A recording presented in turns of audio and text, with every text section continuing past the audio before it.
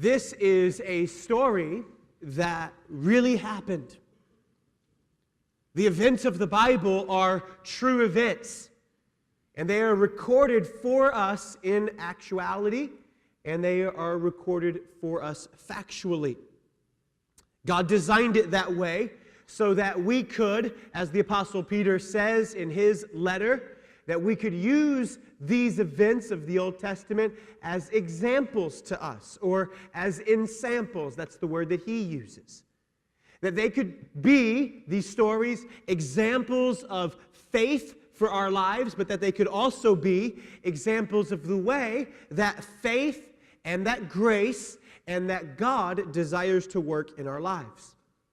The children of Israel have been called to act courageously. They've been called to move into the promised land, a land that flowed with milk and honey, a land where the grapes were as big as their heads, a land where there was also giants, a land that generations earlier, the children of Israel said that they, if they moved in, would be devoured like grasshoppers, that they could be squashed, that they could be stepped on, and it would be over that fast. And yet God called them to act courageously. Joshua chapter 2, Joshua chapter 3 are the recorded events of how the children of Israel are acting courageously. Their first city is a city that is called Jericho. It was their first challenge. It was a formidable city. You have, I'm sure, heard the stories of the walls of Jericho, how they were so wide that they could race chariots across the top of these walls, how that they would retreat into the city of Jericho, and they would shut the gate so that no one could get in. When you saw the city of Jericho, you didn't even try to attack the city. It was so big, it was so formidable, it was such a defensive city that there was no army in their right mind that would have even tried to attack the city. On top of the city structure and the walls and its great defenses, the inhabitants of Jericho were a group of people known as the Canaanites. History teaches us that there was never a more ruthless people on the face of the planet than the Canaanites. They were ruthless in all kinds of measures, not just by their great acts of war and by their great signs of war when they defeated their enemies, but more than that, they offered their babies in the fires to their false gods, their immoral practices that plagued their land. And this is the city that the story starts with. But it's not just the city, it is a lady inside of the city. Her name is Rahab. Several things about Rahab this morning. First, Rahab's profession in Jericho. You see it in verse number 1. And Joshua the son of Nun sent out of Shittim 2 men to spy secretly, saying, "Go view the land of Jericho." And they went, and they came into a harlot's house named Rahab, and they lodged there. We could talk a lot about Rahab without ever mentioning what Rahab did for a living. We could say that Rahab was simply a Canaanite woman. We could say that Rahab believed in the God of the Israelites, because she does. We could say that Rahab was brought into the tribes of Israel, because she was. We could say that Rahab was or married a contemporary of Joshua. We could say that Rahab was the mother of Boaz. We could say that Rahab had a grandson named Jesse. We could say that Rahab had a great-grandson named David. You see where the story is going with Rahab? You read Rahab's lineage and Rahab's life, and you come to Matthew chapter number 1, and you will read Rahab the harlot in the lineage of Jesus Christ. We could say a lot of things about Rahab without ever bringing up what it was that Rahab did for a living. And yet 5 of the 7 references to Rahab in the Scripture, her profession is mentioned. If I were writing the scriptures, I would think of a way to try to cover up what Rahab did for a living. It's bad enough that Rahab sounds like rehab, right? And that's bad enough. But on top of that, we have to mention what it was that Rahab decided to do with her life. Maybe we could smooth it over and say, Rahab, the lady who made everyone in the city feel welcome, right? We could just paint it over. And yet that's not what the Bible does. The Bible makes it very clear. In fact, the Bible does the opposite of what we do. We would try to cover it up, and yet the Bible seems to make it a big deal. He wants us to know, God wants us to know what it was that Rahab decided to do with her life before she ever heard of the God of the Israelites. In fact, when you get to the book of Hebrews, in the passage that is known as the Hall of Fame for those of the faith, where we read about people like Noah, people like Abraham, people like Moses, people like David himself. I mean, some of the great heroes of the Bible, when you read of their names in Hebrews chapter 11, you will also read of Rahab, and you will read of her profession there. A woman of ill repute. A woman who decided to do certain things with her life and with her body, things that would be frowned upon. And yet that's what you find when you read Hebrews chapter 11. And that is what you find in the second chapter of the book of Joshua. It is as if God is making a point about the people that he uses. God is making a point of the kind of people that God chooses to use. We are all sinners, or we are sinners saved by grace. It's been said God doesn't use perfect people because there are no perfect people, including the one that you're looking at this morning, including the one you're sitting next to this morning. And no need to nudge your husband, miss, okay? You don't. Hey, that's right, including the one you looked at in the mirror this morning. There are two kinds of people in the world. There are sinners in need of forgiveness, and there are sinners who have found forgiveness. That's it. There's only two kinds of people. There are sinners who need to be forgiven, and then there are sinners who have been forgiven. That is every person in the world. That is every person in this room, and that includes the person standing behind this pulpit here this morning. God is making a point when he introduces to us this character named Rahab. God is making a point about the kind of people that God chooses to use. Not just that, but God is also making a point that God places people in your life, and the people that God has placed in your life are not there by accident. The people that God has placed in your life are not there by accident. The theme developed by God throughout this entire passage is that God has people in certain places in your life when you least expect it. Every person in your life has been brought there for a reason and for a purpose. Listen, every person who has been brought into your life has been brought there for a reason and for a purpose. That's the good, the bad, and the ugly. And there's a lot more ugly than good. Every person brought into your life is brought there for a reason. Your best friends, your worst enemies. The people that you get along with, and the people that you try to get away from. Every person has been brought into your life precisely when God wanted them to be. When I look back at my life, I am amazed at the times that God has put people right in front of me or around me who knew the right things to say, who knew the right way to say it at the right time that I needed to hear it. They knew the right way to admonish me. They knew the right way to encourage me.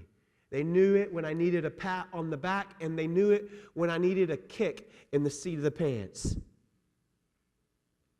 God has a way of bringing people into our lives, and the people that God brings into our life are not there by accident. They're there on purpose, and they're there for a reason. Every person has been brought into your life for a purpose and for a reason. God has put people right in front of your life at the right time in order to help you to do the right thing. There are some things that you cannot learn, you cannot do, and you will not accomplish on your own. You need other people to help you learn how to do them. Or you need other people to help you learn how to accomplish it. Or you need other people to help you do what it is that God is asking you to do. For instance, you cannot learn the importance of forgiveness on your own. You cannot learn the importance of kindness or faithfulness or graciousness or unselfishness without involving other people in your life. And yet when we involve other people in our life, we're really running a risk, aren't we? Because we are making ourselves vulnerable to those people in our lives. In order to enter into a relationship with someone, we must allow that person to get close. We must allow that person to know us. We must trust that person. We must enter into confidence with that person. And when we do those things, we are taking a risk, aren't we? We are making ourselves vulnerable. This is what the spies are doing. They are making themselves vulnerable with this person that they don't really even know. And her profession would really call for them to not trust her. And yet that is exactly what they are doing. God makes a point when He points out Rahab's profession. God makes a point of the kind of people that He uses. But more than that, God also makes a point that He brings certain people into our lives for a reason and for a purpose in order for us to accomplish what God has asked us to accomplish. Without Rahab, the spies are not getting out of the city alive. I wonder how many people God has brought into your life who God has helped you to learn, to grow, or to do the things that God has asked you to do. I wonder if you've taken time lately to thank those people for what it was that they helped you to learn, or what it was they helped you to do, or what it was that you were able to accomplish because they were brought into your life. There are no accidental people in your life. They're there on purpose, and they're there for a reason. It's not just Rahab's profession in Jericho, though, that we learn. It is also Rahab's profession of faith. Look at verse number 2. And it was told the king of Jericho, saying, Behold, there came men in hither tonight of the children of Israel to search out the country. Okay, so time out in the story. They were apparently not very good at spying. Because as soon as they get into the city, everyone knows that they're in the city. They were terrible at playing hide and seek. You ever played hide and seek with a 5-year-old? Like you can see their legs sticking out of the curtain? You can't find me. And what do you do as the adult, right? You immediately find them. I see you. I see your leg. No, that's not what you do. You're like, oh, I wonder where Jesse is. Where could Jesse be? And he starts, This is like what they're doing. They're terrible spies. They come into the land and immediately, the first night in the land, they're found. Those guys, they are obviously not from here, right? They got like the hat and the glasses with the big nose and like the fake mustache underneath and the long trench coat, and they go walking into the city. Oh yeah, we're from here, They spotted them immediately. The king then, verse 3, sends soldiers to Rahab's house. They knock on the door. They say, Rahab, we know that those men came into you tonight. And Rahab says, well, I don't know what you're talking about. You know what? There were some men that did come in, but they had some nice fancy glasses and this really cool fake mustache and nose. But I saw them run down the street. Meanwhile, they were hidden upstairs in the hay. The men then leave Rahab's house. They go out into the gate. They shut the city gates behind them, and now the men are hid on Rahab's roof. Rahab makes her way up to the top of the house where the men are hiding in the straw with their legs sticking out of the straw, thinking that no one can find them. It was like an ostrich. He just decided to stick his head in the sand, and then he thought all the problems of the world were going to go away. That's what they're trying to do. Rahab approaches them. This is the DPV version, the Delaney paraphrase version, okay? So Rahab approaches them, and Rahab says, everyone in the city is talking about you. And we all know what happened on the other side of Jordan that your God did. And the king can't sleep, and the people can't eat. And everybody is popping Xanax because we're stressing out. And this is not what the spies thought they would hear. That in the land of Canaan and in the city of Jericho, there were cowards. And they were afraid of the children of Israel and the God of the children of Israel. It's the last thing that Israel ever thought they would hear. That there were cowards in Jericho, but more than that. Even more than that. They never expected to find cowards in Jericho, but they never expected to find faith in Jericho. Do you see what Rahab says? Look at verse number 9. I know that the Lord hath given you this land. Verse 10, for we have heard how the Lord dried up the water of the Red Sea for you. Verse 11, and as soon as we heard these things, our hearts did melt, and neither did there remain any more courage in any man because of you, for the Lord your God, listen, He is God. What an amazing profession by this lady of ill repute. For the Lord your God, He is God in heaven above and in the earth beneath. She was not a Jew, and yet she believed in the Jewish God. Rahab is instinctively placing her faith in the God who is calling the shots. That's what she says. She says, your God is calling the shots. By the way, if you believe in the God of the Bible, your God is calling the shots. In your life right now. You say, Dave, you don't really get it because, things in my life aren't going the way that I thought they should, or I thought they would, or I wish that. But listen, God is in control of everything that is happening in your life right now. God is in control. She says, your God is calling the shots, and she places her faith in this almighty God. Or if faith is a real faith, it can stand the test, right?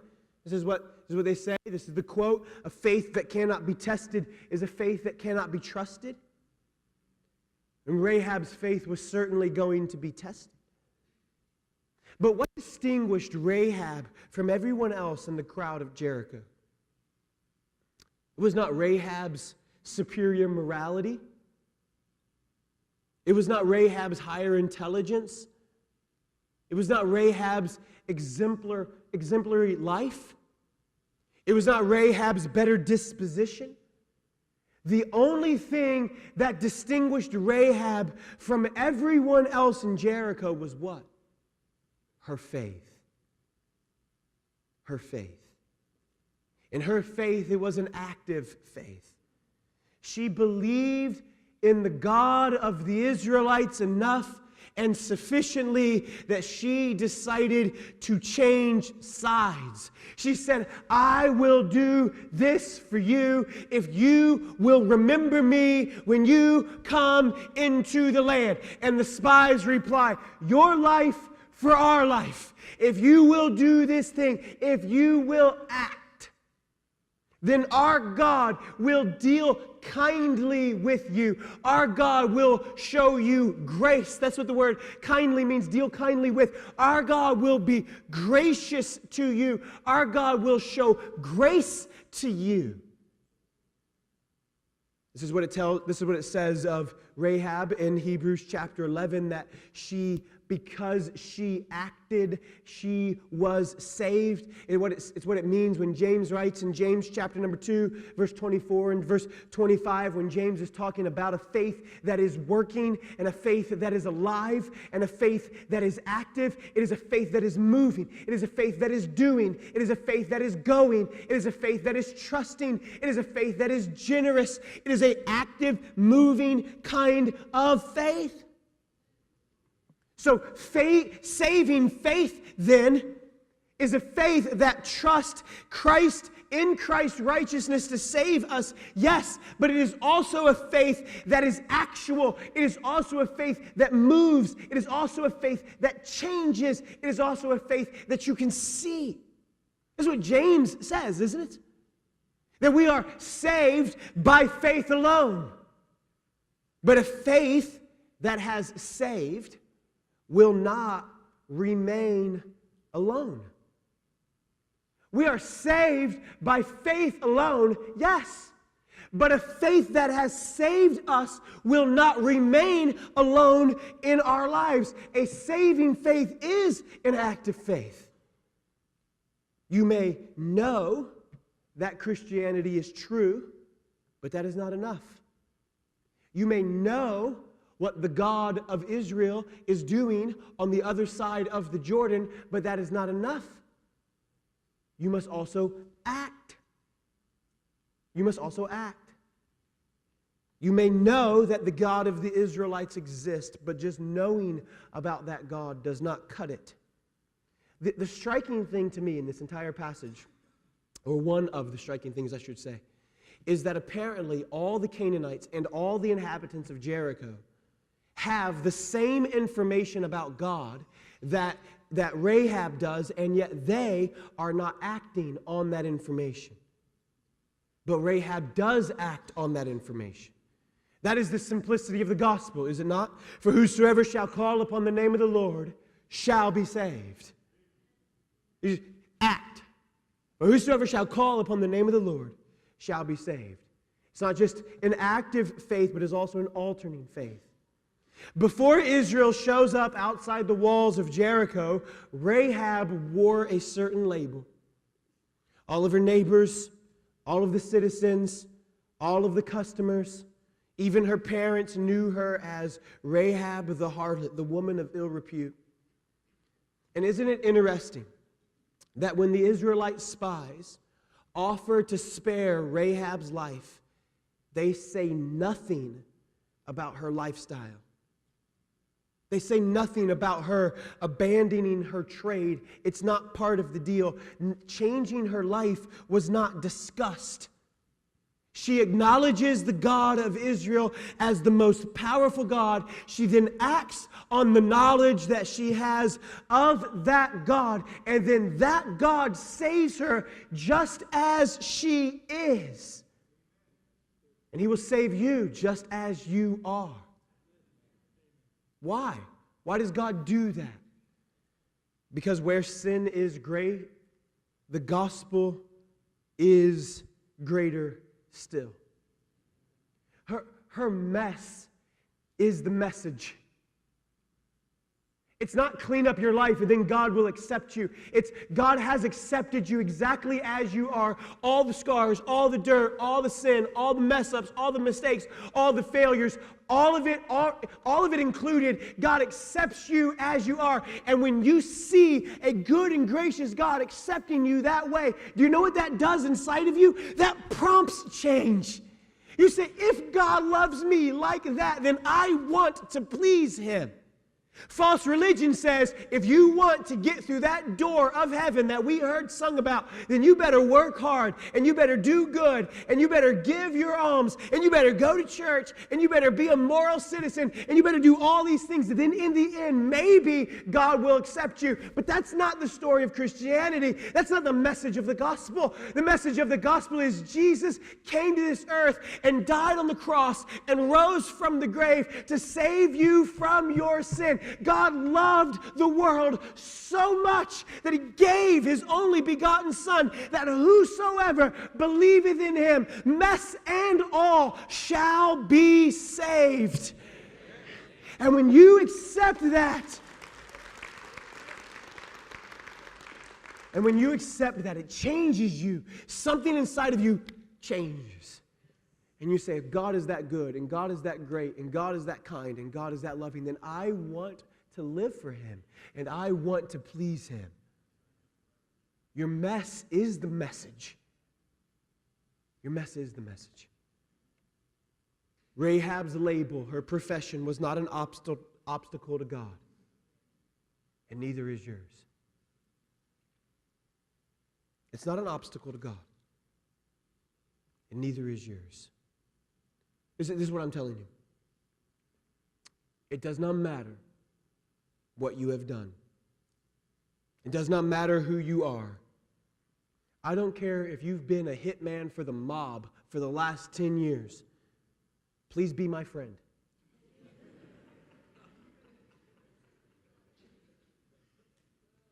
It doesn't matter if you've lived inside the gates of hell. It doesn't matter. God is greater than your mess. That's the story of Rahab. God is greater than your mess. Did Rahab wear a label? Absolutely. And I don't know how long it took for Rahab to completely shake her past. My guess is it took some time. But in the end, she ended up fully embracing her new life, her new identity in Christ, and her new standing with God. So much so that God invited her into the lineage of Jesus Christ. And in the same way, it may take you some time to live down your label that you once had. But by faith, with God, one day at a time, you can. Rahab's a profession of faith, Rahab's profession in Jericho, last one, Rahab's proclamation to us. Look at verse 23. So the two men returned and descended from the mountain and passed over and came to Joshua the son of Nun and told him all the things that befell them. Now, how do you think that story went? What was that conversation around the cup of coffee like, right? And they told Joshua all the things that befell them. This is the last one, Rahab's proclamation to us. I think there's two things that her life says to us. It's probably more than two, but for sake of time, two. First, God has a plan and a place for you regardless of your past. God has a plan and a place for you regardless of your past. You know what's amazing? We do not know the name of Joshua's right-hand man. We don't know the name of the vice president of Israel at the time.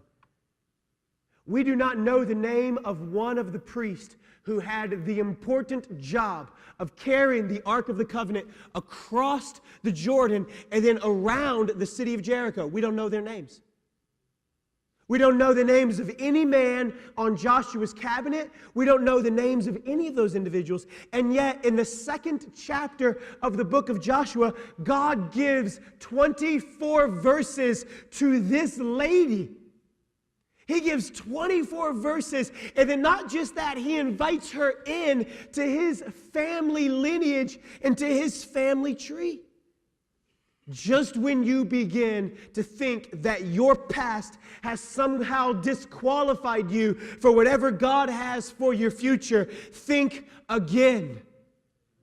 It's true that our decisions do have consequences on our destiny. That's true.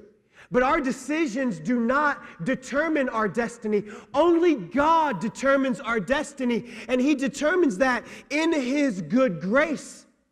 It's something I learned really early on. My mom and dad would help me realize this. They'd say things like this: Dave, God is greater than your dumb decision. How many of you are glad that God's greater than your dumb decision? Because I made a bunch of dumb ones.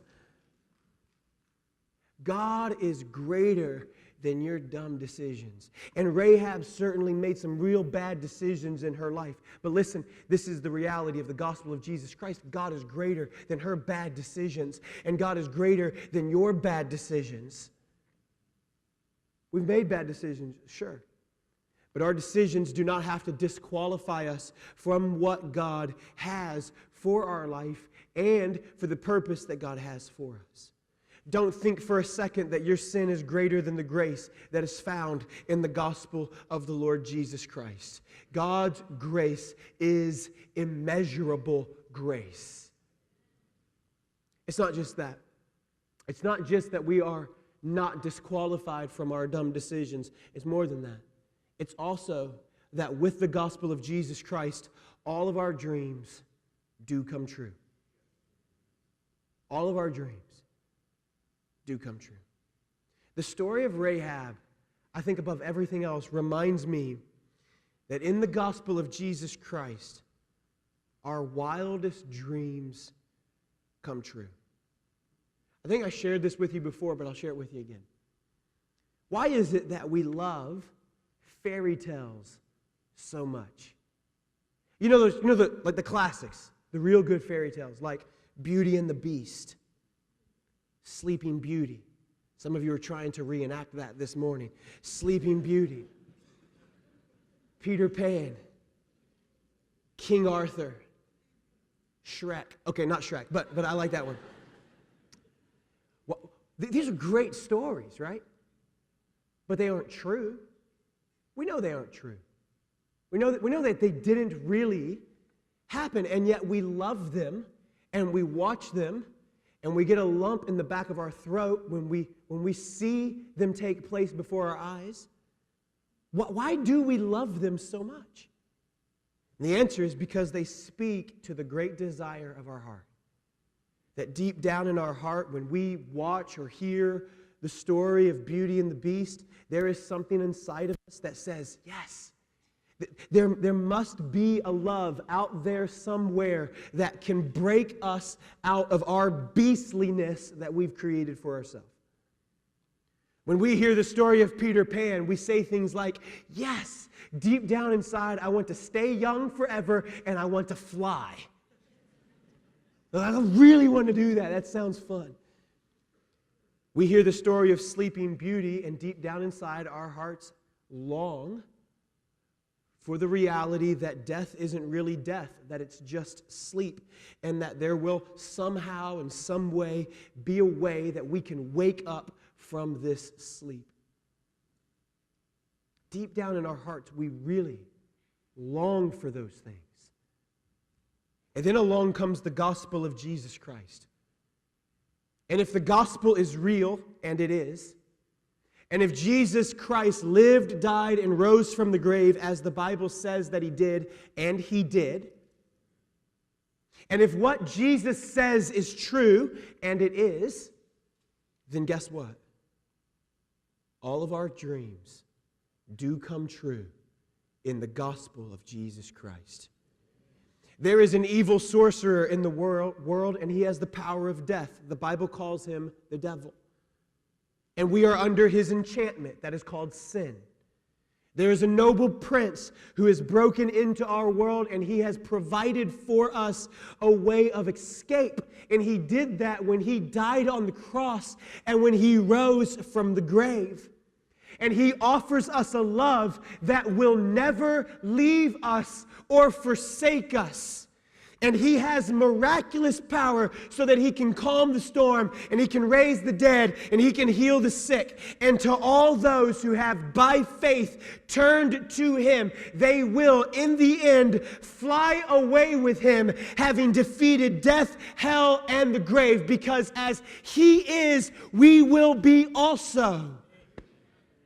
And in the gospel of Jesus Christ, all of our dreams do come true.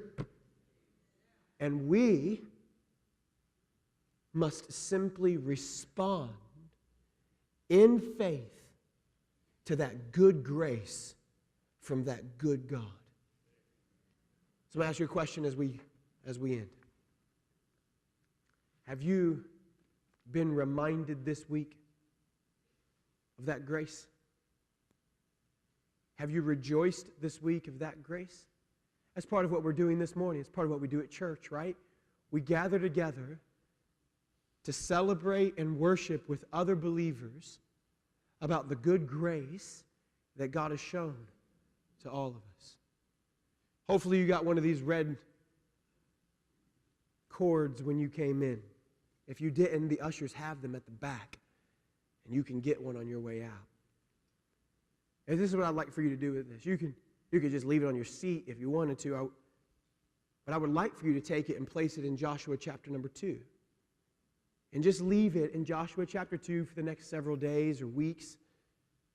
And every time you see this red thread sticking out of the top of your Bible or tied onto the string of your purse or wrapped around your wrist, anytime you see this red thread, I would like for you to remember Rahab. And I would like for you to remember what Rahab teaches us about our good God and his good grace and his great love for us. And when you see it, I would like for you to remind yourself that only in God and only through Christ and only by our faith in him and by obediently following him and responding to him do all of our dreams come true. Are you to do that for me? Let's stand together for prayer, shall we?